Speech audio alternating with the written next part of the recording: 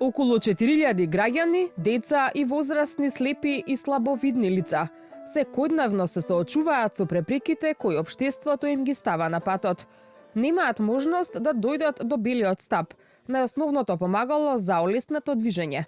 Инфраструктурата е неприспособена на нивните потреби, а дури 90% од слепите лица се невработени, што ги прави потполно зависни од други лица.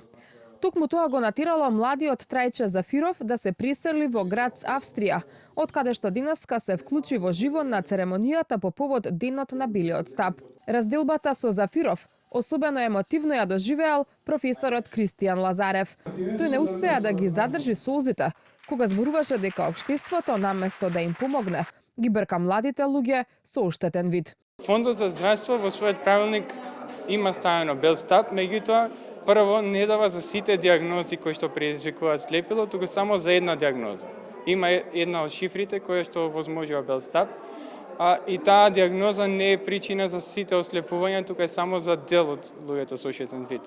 Тоа е една небулоза која што треба да се исправи. Понатаму фондот предвидува рефундацијата да оди преку нив, а треба за рефундацијата да се поднесе фактура што е на македонски јазик, а на македонски јазик да се поднесе треба да го купиме помагалото во Македонија. Во Македонија помагалото не се продава. На настанот денеска присутна беше и претседателката Гордана Силјановска-Давкова, која вети дека ќе се заложи за подобрување на условите за живот на слепите лица. Таа напомена дека во Советот на млади има вработено и слепо лице и како што рече, не е тој хендикепиран, туку тие се хендикепирани без неговите способности.